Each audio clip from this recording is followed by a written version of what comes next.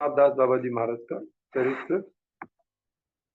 गौर आविर्भाव भूमि स्तम निर्दिष्टा सज्जन प्रिय वैष्णव साभूति जगन्नाथ। वैष्णव समाज में सिद्ध महाजन के रूप में पूजे जाने वाले वैष्णव प्रिय वैष्णव सार्वभौम जगन्नाथ दास बाबा जी को मैं प्रणाम करता हूँ, जिन्होंने अपने दिव्य दर्शनों से श्री गौरांग महाप्रभु जी के आविर्भाव स्थली का निर्देश किया है। सारा पृथ्वी में ही सारस्वत प्रत्येक वैष्णव प्रतिदिन गुरु परंपरा में, भागवत परंपरा में जगन्नाथ दास बाबा जी महाराज को स्मरण करते हैं, उनको प्रणाम करते हैं, उनकी कृपा प्रार्थना करते हैं। विश्वनाथ भक्त साथ बलदेव जगन्नाथ सार प्रिय श्री भक्ति विनोद महाभागवत वर श्री गौर किशोर वर हरिभज हेते याद मोद श्रीवास भानवी भरा सदा शिव्य सेवा पर कहाँ हृदय सदा सुनाओ। संस्कृत भाषा में जो गुरु परंपरा का कीर्तन किया जाता है उसमें इस प्रकार लिखा है। वैष्णव सार्वभौम श्री जगन्नाथ प्रभु तथा श्री मायापुर धामनास्तु निर्दिष्टा सज्जन प्रिय। श्री गौड़ीय वैष्णव संप्रदाय में 4 बार अंधकार युग आने की बात सुनी जाती है।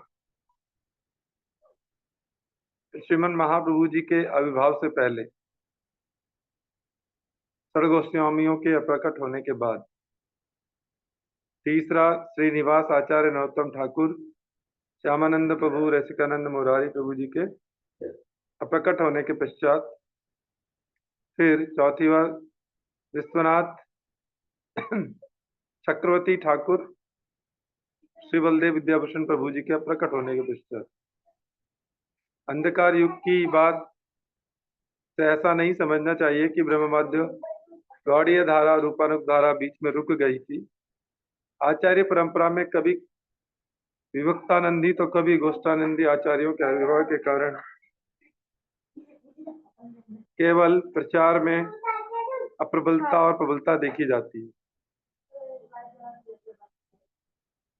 गुरु परंपरा का भागवत परंपरा में श्री बलदेव विद्याभूषण, जिनका दूसरा नाम गोविंद दास था, जी के बाद उद्धव दास या उद्धव दास, उनसे आगे फिर उद्धव दास तथा उनसे आगे उनके अनुगत श्री मधुसूदन बाबा जी, जो सूर्यकुंड में सिद्ध बाबा जी के नाम से प्रसिद्ध थे। श्री मधुसूदन दास बाबा जी महाराज जी के परमहंस वेश लेने वाले शिष्य हैं।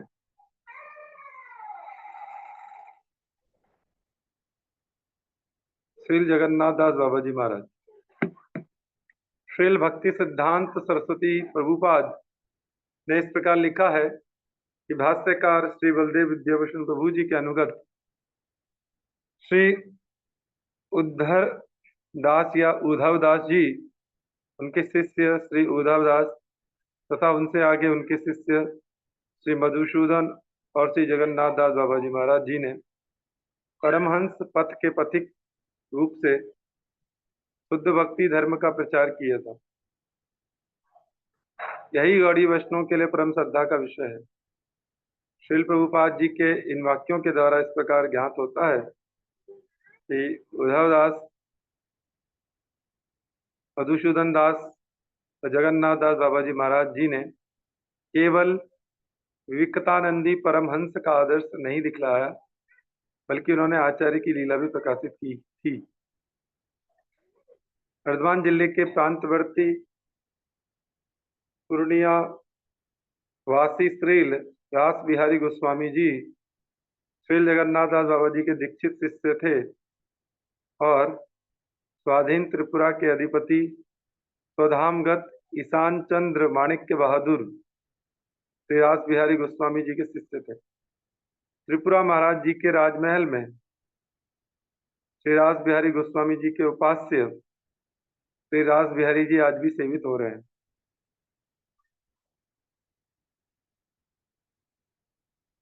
बाबा जी महाराज आज से 214 साल पहले बांग्लादेश के मैमन सिंह जिले के टांगाइल महकुमार, वर्तमान में किसी ग्राम में किसी उच्च वंश में आविर्भूत हुए थे। किसी किसी के मतानुसार वे पावना जिले के अंतर्गत तड़ाश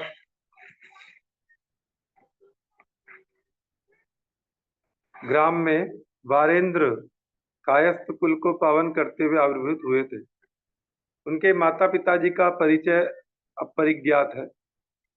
जिस समय श्री बाबा जी महाराज परमहंस का वेश धारण कर तीव्र भजन का आदर्श दिखा रहे थे, उस समय वे तत्कालीन वैष्णवों में सर्वश्रेष्ठ वैष्णव के रूप में पूजे जाते थे। काफी लंबे समय, लगभग 150 वर्ष तक वो इस धराधाम में रहे। उन्होंने प्रकट लीला की है। उन्होंने श्री राधा कुंड में श्री रूपानु भजन पद्धति का अनुसरण, श्री श्री राधा गोविंद जी की अष्टकालिया प्रेम सेवा लीला, इस प्रकार की एक घटना सुनी जाती है। वे जब वृंदावन में वज्रानंदी महात्माओं के साथ भजन कर रहे थे, उसी समय काटोयो से एक प्रसिद्ध पैसे लेकर पाठ करने वाला भागवत पाठक वृंदावन में जाकर श्रीमद् भागवत की व्याख्या करके अपनी जीविका निर्वाह करने के लिए, पैसे और प्रतिष्ठा अर्जन करने के लिए चेष्टा कर रहा था। उसके द्वारा उत्तम रूप से भागवत पाठ करने पर भी जब उसने वज्रानंदी वैष्णव को अपना पाठ सुनने को उत्सुक न देखा, तो उसने इसका कारण पूछा। तब श्री जगन्नाथ दास बाबा जी महाराज और अन्य वैष्णवों ने उन्हें समझाया कि भगवान की प्रसन्नता के लिए न करके किसी और उद्देश्य के से किए गए पाठ को भागवत पाठ नहीं कहते हैं। उससे न तो अपना और न ही दूसरे किसी का कल्याण होता है। महाभागवत बाबा जी महाराज जी की कृपा से उस पैसे लेकर भागवत करने वाला वैष्णव का सारा जीवन ही बदल गया। जगन्नाथ दास बाबा जी महाराज और वैष्णव की कृपा से उसका जाति वर्ण व पांडित्य का जो अभिमान था वह सारा दूर हो गया। वह गाय कुत्ते गधे व चंडाल तक को साष्टांग दंडवत प्रणाम करता व उनकी कृपा प्रार्थना करता। इस तरह वह परम वैष्णव बन गया। यद्यपि बाबा जी महाराज तीव्र वज्रानंदी वैष्णव थे, तब भी उन्होंने अनाधिकारी अनर्थ युक्त शिष्यों जो विष्णु और वैष्णव की सेवा से बचने के लिए हरिनाम भजन में लगे थे, कि इस कपट भावना को आश्रय नहीं दिया।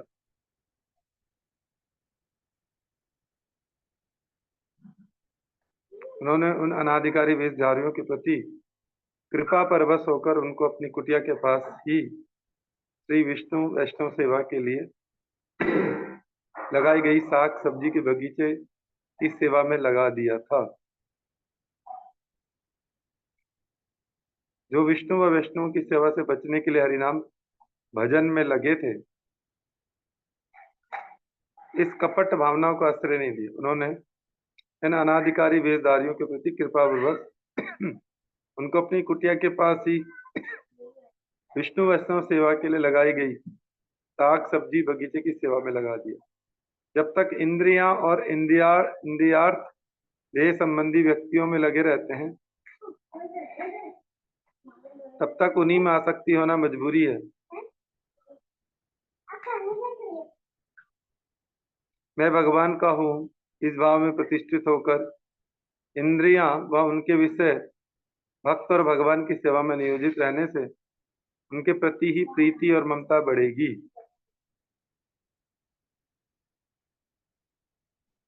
श्रील भक्ति विनोद ठाकुर जी का श्रील जगन्नाथ दास बाबा जी के साथ प्रथम साक्षात्कार वृंदावन में सन 1880 में हुआ।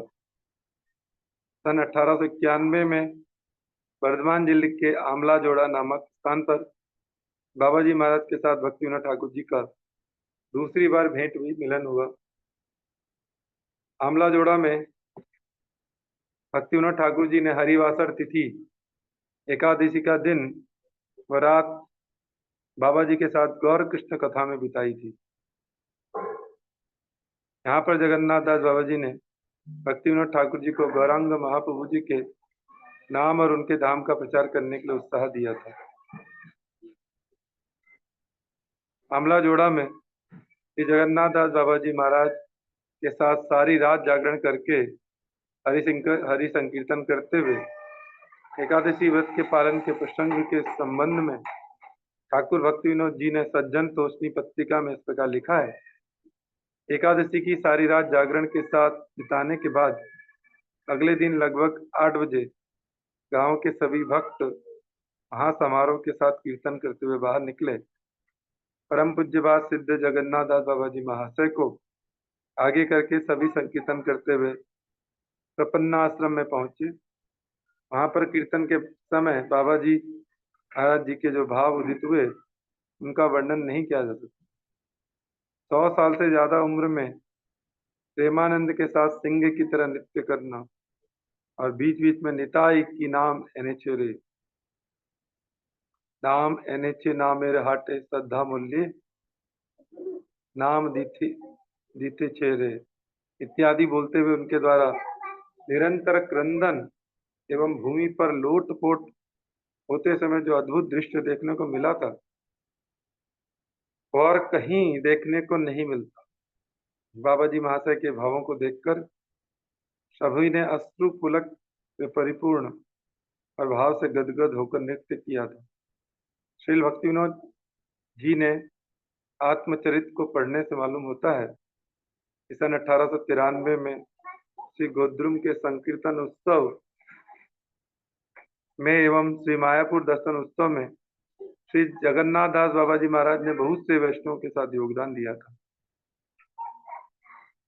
सन 1892 माघ मास में बाबा जी महाराज ने कुलिया नवदीप से अपने पार्षदों के साथ भक्ति विनोद ठाकुर जी की भजन स्थली गोद्रुम में स्थित सुरभि कुंज में शुभ आगमन किया था। 27 माघ बुधवार को वहां पर अपूर्व हरि संकीर्तन महोत्सव हुआ था। श्री बिहारी दास बाबा जी नामक एक बलवान ब्रजवासी श्री जगन्नाथ दास बाबा जी के सेवक थे। वे जगन्नाथ दास बाबा जी को टोकरी में उठाकर एक स्थान से दूसरे स्थान पर ले जाते थे। अतिवृद्ध होने पर भी उनकी दृष्टि शक्ति बड़ी तेज थी। केवल नीची लटकती हुई भौएं उनकी आंखों को ढक लेती थी। भौएं उठाने पर ही वे देख पाते थे। ऐसा सुना जाता है कि बिहारी दास बाबा जी जब बाबा जी महाराज को टोकरी में बिठाकर महाप्रभु जी का स्थली में लाए थे तब महाराज जी ने जय सच्चिनंदन गौर हरि बोलते हुए उदंड नृत्य कीर्तन किया था। वृद्ध बाबा जी को इस प्रकार उदंड नृत्य कीर्तन करते हुए देखकर सभी विस्मित हो गए। बाबा जी महाराज ने अपने दिव्य दर्शन से पहले श्रीमन महाप्रभु जी के जन्मस्थान तथा बाद में खोल भांगा डांगा श्रीवास अंगन का स्थान निर्देशित किया था। सन 1892 में श्रीमन महाप्रभु जी के आविर्भाव के दिन 20 फाल्गुन बृहस्पतिवार को बाबा जी महाराज कुलिया नवदीप से संकीर्तन शोभा यात्रा के साथ श्री मायापुर योग पीठ में आए थे और इस समय ही उन्होंने महाप्रभु जी के आविर्भाव स्थल अर्थात श्री जगन्नाथ मिश्र के घर में निश्चित स्थान के बारे में बताया था। श्री भक्ति विनोद ठाकुर जी ने अपनी सज्जन तोषणी पत्रिका में इसका लिखा है कि 20 फाल्गुन बृहस्पतिवार को 11 बजे पश्चिम पार नवदीप में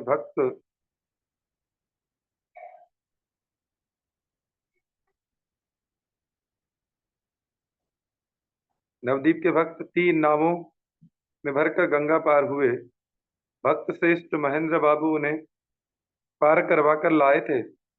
परम भागवत जगन्नाथ दास बाबा जी को पालकी में बिठाकर लाया गया। तब मायापुर में इतने यात्री थे कि गणना नहीं की जा सकती थी। मायापुर के पास पहुंचकर सबने देखा कि भक्त प्रवर श्री द्वारिका बाबा श्रीमन महाप्रभु जी के जन्म स्थान पर एक संकीर्तन मंडली के साथ बहुत सी पताकाओं को लहराते हुए महानंद के साथ बाबा जी महाशय आदि की प्रतीक्षा कर रहे हैं। सारे भक्त जन्मस्थान टीले पर चढ़कर नित्य कीर्तन करने लगे। उस संकीर्तन के द्वारा सारे नवद्वीप की जो अद्भुत शोभा हुई थी, ऐसा लगता है ऐसी शोभा आने वाले 400 वर्षों में भी नहीं हुई होगी। सभी वैष्णवों ने बैठकर ये निश्चय किया कि महाप्रभु के जन्मस्थान और श्रीवास अंगन की भूमि पर सेवा की जाए। श्री जगन्नाथ दास बाबा जी आशा ने यह अभिप्राय प्रकट किया कि जन्म स्थान पर जगन्नाथ मिश्र और सची देवी दोनों एक घर में स्थापित हों एवं दूसरे घर में श्री विष्णुप्रिया लक्ष्मी प्रिया देवी के बीच में महाप्रभु जी की किशोर अवस्था की विग्रह स्थापित हो तथा श्रीवास अंगन में पंच तत्व की स्थापना हो।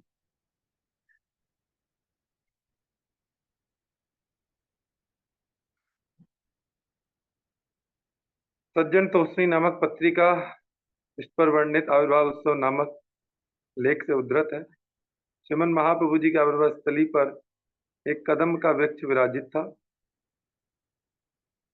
कभी कभी श्री बाबा जी महाराज वहां आकर नृत्य करते थे। श्री गौर किशोरदास बाबा जी महाराज इस कदम के वृक्ष के नीचे वज्रानंद में तो हरि कीर्तनानंद में निमग्न रहते थे। श्री जगन्नाथ दास बाबा जी महाराज कई बार कुलिया नवद्वीप में भजन कुटीर नामक स्थान पर रहते थे। श्री भक्ति विनोद ठाकुर जी ने इस भजन कुटीर का प्रांगण निर्माण करवाया था। उस भजन कुटीर के प्रांगण में अभी बाबा जी महाराज की समाधि है। बाबा जी महाराज श्री भक्ति विनोद ठाकुर जी से मिलने कोलकाता के रामबाग में स्थित भक्ति भवन में जाते थे। श्री सरस्वती ठाकुर जी के प्रति प्रचुर स्नेह का प्रदर्शन करते थे। जब बाबा जी महाराज जी ने श्री सरस्वती ठाकुर जी की ज्योतिष शास्त्र में पारंगत होने की बात सुनी तो उन्होंने इनमें वैष्णव सिद्धांत के अनुसार पंचांग प्रकाशित करने का निर्देश किया। इसलिए श्री चैतन्य मठ से श्री प्रभुपाद जी के द्वारा नवदीप पत्रिका प्रकाशित हुई। अपने जीवन काल की अंतिम अवस्था में श्री जगन्नाथ दास बाबा जी महाराज पीठ में आई कुब के कारण बड़े झुक से गए थे, परंतु जब वे संकीर्तन में उन्मत्त होकर नृत्य करते थे तब वे महाप्रभु जी जैसे आजानुलंबित भुजा वटवृक्ष की भांति भरा भरा शरीर तथा 4 हाथ लंबे पुरुष दिखाई देते थे। वे एक छलांग में 5-6 हाथ ऊंचे उठ जाते थे। कीर्तन आनंद में उनके अद्भुत भाव प्रकट होते थे। जगन्नाथ दास बाबा जी 25 फरवरी सोमवार 1895 ईस्वी में शुक्ला प्रतिपदा तिथि को 10 बजे प्रकट हुए। इस विषय में ठाकुर भक्ति जी ने सज्जन तोषणी में लिखा है, भक्तों के वृद्ध सेनापति श्री जगन्नाथ महाशय श्री नवदीप मंडल के अंतर्गत कौलदीप में स्थित भजन कुटीर में श्री धाम को प्राप्त हो गए। सिद्ध बाबा जी गौर भूमि में अंधकार कर चित जगत में प्रवेश कर गए। अब हम अपने जड़ नयनों से उनके आनंद जनक नृत्य और नहीं देख पाएंगे। वे चित जगत में रहते हुए हम पर कृपा करें। सज्जन तोषणी पत्रिका में इस प्रकार वर्णन है। श्री जगन्नाथ जी का उनका जगन्नाथ अष्टकम भी है। वैष्णव सार्वभौम श्री जगन्नाथ दास बाबा जी महाराज के अलौकिक चरित्र के जितने भी जानने योग्य और शिक्षणीय विषय जो श्री सरस्वती जयश्री ग्रंथ में प्रकाशित हुए हैं, वे श्री सरस्वती गोस्वामी ठाकुर जी की स्वप्न समाधि में जो अनुभव हुए हैं उनके संबंध में श्री चैतन्य वाणी के संपादक संघपति श्री भक्ति प्रमोद पुरी गोस्वामी महाराज जी द्वारा लिखित विवृत्ति जिज्ञासु पाठकों के उत्साह के लिए नीचे दी गई है। वैष्णव सार्वभौम सिद्ध बाबा जी महाराज जी ने श्रीमन महाप्रभु जी के मुख से निकले 16 नाम 32 अक्षर के महामंत्र को छोड़कर और किसी आधुनिक कपोल कल्पित सिद्धांत विरुद्ध रसाभास दोष से युक्त दुष्ट नाम अपराध को ग्रहण करने के लिए प्रत्यय नहीं दिया। यहाँ पर ये बात स्पष्ट हो जाती है कि जो पूर्ववर्ती वैष्णव हैं उन्होंने कभी भी महामंत्र को छोड़कर कोई अन्य रसाभास से दोष युक्त चीजों को प्रश्रय नहीं दिया है कीर्तन के लिए। परम पूज्यपाद श्रील बाबा जी महाराज किसी को भी अपनी फोटो खींचने नहीं देते थे। हमने सुना है कि एक समय श्री भक्तिविनोद ठाकुर जी ने मणि कतला भक्ति भवन में उनकी फोटो खींचने की व्यवस्था की, तो बाबा जी महाराज लकड़ी के कुछ इस आसन पर अपने नित्य दिव्य श्री गिरधारी जी को गोद में लेकर बैठे हुए हैं। इसी अवस्था में उनकी फोटो खींची गई थी। बाबा जी महाराज श्री भक्तिविनोद ठाकुर जी को बहुत ही प्रेम करते थे। हमने सुना है कि बाबा जी महाराज ठाकुर भक्ति विनोद जी को अपने नित्य दिव्य गिरधारी जी को समर्पण कर गए थे। अभी भी भक्ति भवन में गिरधारी जी की सेवा हो रही है। श्री भक्ति विनोद ठाकुर जी यदि बाबा जी महाशय की फोटो खींच कर नहीं रखते तो हम लोग उनकी श्री मूर्ति के दर्शन से हमेशा के लिए वंचित हो जाते। कलकत्ता बाग बाजार में स्थित गौड़ीय मठ से सन 1314 लगभग सन 1934 तो प्रकाशित सरस्वती जयश्री ग्रंथ के वैभव पर्व प्रथम खंड के 27वें वैभव के प्रारंभ में ही मिलता है। परम आराध्यतम श्री प्रभुपाद जी कलकत्ता श्री गौड़ीय मठ के वार्षिक उत्सव के पश्चात शारदीय पूजा के ठीक पहले अर्थात 28 सितंबर सन 1922 को रात की ट्रेन से यात्रा करते हुए 30 सितंबर शनिवार श्री मध्व आविर्भाव तिथि और विजयदशमी के दिन प्रातःकाल श्री वृंदावन धाम पहुंचे। डॉक्टर श्री बलहरिदास महाशय जी को चेष्टा से लाला बाबूजी की ठाकुरवाड़ी के सामने घोष बाबूजी की बाड़ी में प्रभुपाद जी के ठहरने की व्यवस्था हुई थी। 3 अक्टूबर को श्री रूपानुग श्रेष्ठ प्रभुपाद जी ने श्री रूप गोस्वामी जी के प्राणधन श्री राधा गोविंद जी के विग्रह के दर्शन किए। वृंदावन में श्री चैतन्य मठ की एक शाखा की प्रतिष्ठा के अभिप्राय से प्रभुपाद जी ने भक्तों के साथ कुछ स्थान भी देखे। प्रभुपाद जी के वृंदावन आगमन का संवाद मिलने पर उसी दिन शाम को श्री राधा रमन घेरा के श्री गोपाल भट्ट गोस्वामी परिवार के पंडित मधुसूदन गोस्वामी सार्वभौम महाशय जी प्रभुपाद जी से मिलने आए।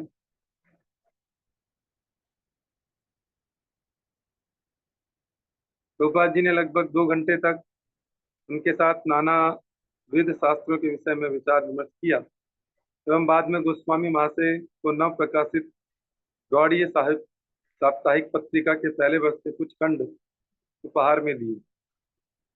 गौड़ीय के समान उच्च विचार पूर्ण पारमार्थिक पत्रिका को देखकर गोस्वामी जी ने विशेष आनंद प्रकाशित करते हुए कहा कि ये गौड़ीय नाम से जो पत्रिका है एक दिन समग्र गौड़ीय समाज की नियामक होगी।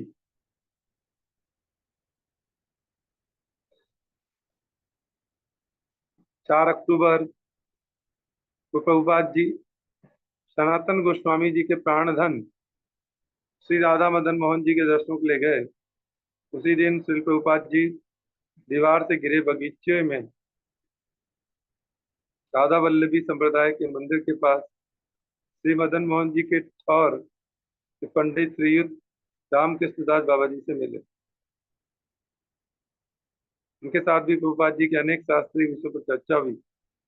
पंडित जी ने कहा कि श्री नाम संकीर्तन अन्य अन्य भक्तों के अंगों के समान ही है एवं आजकल आधुनिक कल्पित रसाभास से दूषित जो भजन सुनने को मिलता है वह सब भी नाम संकीर्तन के समान ही है। उन्होंने और भी कहा कि न्याय शास्त्र में पारंगत न होने से वेदांत में अधिकार नहीं होता तथा प्राकृत और अप्राकृत विषयों की आलोचना की विशेष आवश्यकता नहीं है। इस पर श्री प्रभुपाद जी ने श्रीमन महाप्रभु और श्री रूप सनातन गोस्वामी आदि प्रमुख प्रमुख महाजनों के सिद्धांतों का उल्लेख करते हुए कहा श्रीमन महाप्रभु जी के उपदेश में नाम संकीर्तन ही मुख्य साधन और साध्य है। कीर्तन करते हुए स्वाभाविक अप्राकृत स्मरण हो आता है। यही गोस्वामियों का सिद्धांत है। हर समय अप्राकृत विचारों में विकसित नहीं रहने से प्राकृत सहज चित्त वृत्ति हरि भजन का रूप धारण करके स्वयं को एवं लोगों को धोखा देती है।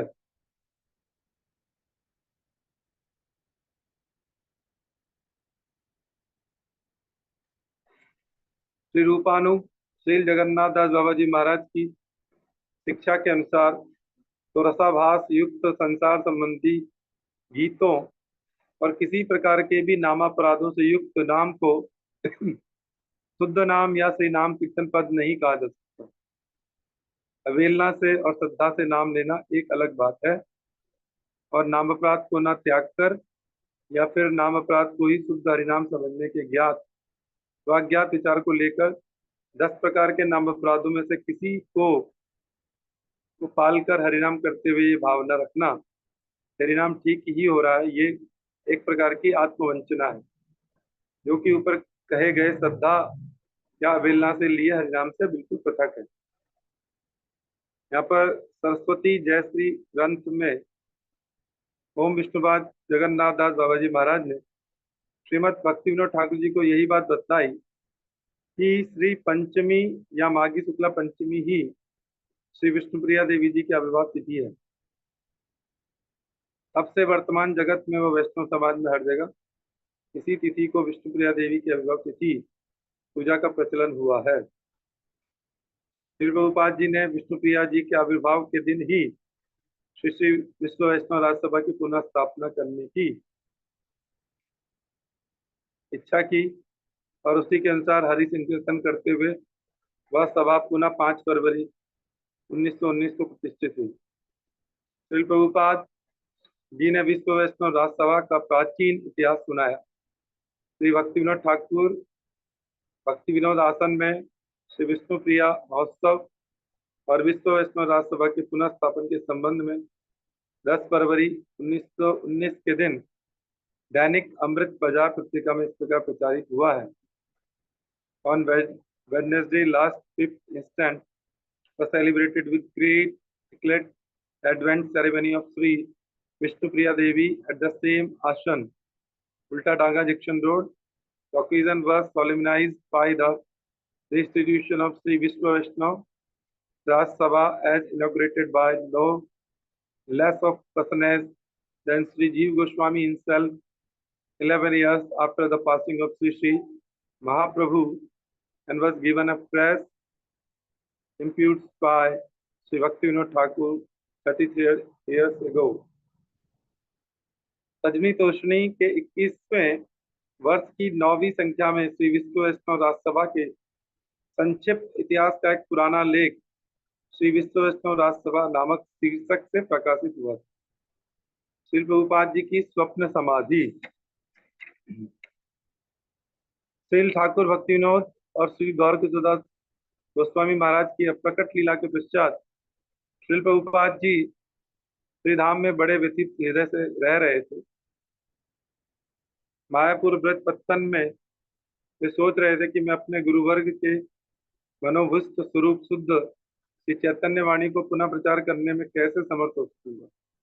मेरे पास कोई जन बल नहीं है, उपयुक्त धन बल भी नहीं है, दुनिया के लोगों को मोहित करने वाली विद्या भी नहीं, और जागतिक किसी प्रकार की संपदा भी नहीं। मेरे द्वारा क्या ये महान प्रचार रूपी कार्य संपन्न होगा? गुरुवर्ग के मनोविष्ट के अनुसार मैं प्रचार नहीं कर पाया। ये बातें सोचकर श्री प्रभुपाद अत्यंत विमर्श चित्त से रह रहे थे। भक्ति ग्रंथों का प्रचार आदि कार्य भी उनसे संभव नहीं हो पाया।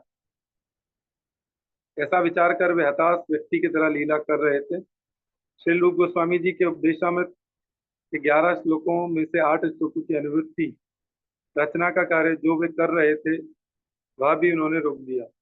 उसी समय एक दिन प्रभुपाद जी ने रात्रि के समय में स्वप्न समाधि योग से देखा कि श्रीधाम मायापुर योग पीठ के नाट्य मंदिर सत्संग भवन के पूर्व दिशा की ओर पंच तत्वात्मक श्री गौर सुंदर संकीर्तन मंडली के साथ अपनी आविर्भाव भूमि पर विचरण कर रहे हैं। साथ में गोस्वामी आचार्य वृंद, वैष्णव सार्वभौम श्री जगन्नाथ दास, श्री भक्तिविनोद ठाकुर, गौर किशोर दास बाबा जी इत्यादि सभी गुरुवर्ग दिव्य रूप से उदित होकर श्री प्रभुपाद जी को प्रत्यक्ष रूप से आश्वासन देते हुए कह रहे हैं, तुम क्या सोच रहे हो?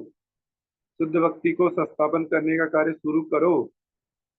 सर्वत्र गौर वाणी का प्रचार करो। गौर धाम, गौर नाम और गौर काम की सेवा का विस्तार करो। हम सभी नित्य वर्तमान रहकर तुम्हारी सहायता करने के लिए तैयार हैं। तुम्हारे इस शुद्ध भक्ति प्रचार कार्य में तुम्हें हमेशा हमारी सहायता मिलेगी। तुम्हारे पीछे असंख्य जन बल, अगणित धन बल, असामान्य पांडित्य इत्यादि अपेक्षा कर रहे हैं। जब जो आवश्यक होगा तभी वह सब आकर तुम्हारे भक्ति प्रचार कार्य में दास रूप में नियुक्त हो जाएगा। सर्वत्र श्रीमन महाप्रभु जी द्वारा प्रचारित विमल प्रेम धर्म की बातों का प्रचार हो। जागतिक किसी भी प्रकार की विपत्ति तुम्हारे इस काम में विघ्न नहीं डाल सकेगी। हम हमेशा ही तुम्हारे साथ हैं। स्वप्न को देखने के अगले दिन ही श्री प्रभुपाद जी ने अतीव आनंद से मुझे परमानंद प्रभु को कह रहे हैं एवं और भी कुछ विशिष्ट श्रद्धावान व्यक्ति को इस स्वप्न प्रसंग के बारे में बताया। उसी समय से श्री प्रभुपाद जी करोड़ गुना अधिक उत्साह का प्रदर्शन करते हुए जगत में श्रीमन महाप्रभु जी की शिक्षाओं का प्रचार कर रहे हैं। इसके पश्चात ही प्रभुपाद जी की अनुवृत्ति का शेष भाग भी संपन्न हुआ और उन्होंने भक्ति ग्रंथों का प्रकाशन और प्रचार विपुल रूप से आरंभ कर दिया। आज उसी शुद्ध प्रचार की बाढ़ समग्र भारत के सेवान्मुक्त जीवों के हृदय क्षेत्र को तो प्लावित कर ही रही है, बल्कि इसकी कुछ धाराएं पाश्चात्य देशों को भी अपने इस रस में डुबो रही है। इसलिए मैं समझता हूँ कि आज श्री प्रभुपाद कलयुग पावन अवतारी श्री श्री गौर सुंदर जी की यह वाणी हर समय सभी को बता रहे हैं। प्यारे देखे तारे कहे कृष्ण उपदेश, हमारे आज्ञा है गुरु भैया तारे ही देश। याते न बाधिवे तुम्हारे विषय तरंग, पुनरपि यही ठाई पावो मोर संग। तथा तुम जिसे देखो उसे ही श्री कृष्ण नाम का उपदेश करो। मेरी आज्ञा से गुरु बनकर इस देश का उद्धार करो। इस प्रकार करने से विषय तरंग तुम्हें कभी भी नहीं बांध पाएगी। दोबारा फिर यहीं आने पर तुम मुझे यहीं खड़ा पाओगे। यहाँ पर ये जगन्नाथ दास बाबा जी महाराज का पावन चरित्र पूर्ण होता है।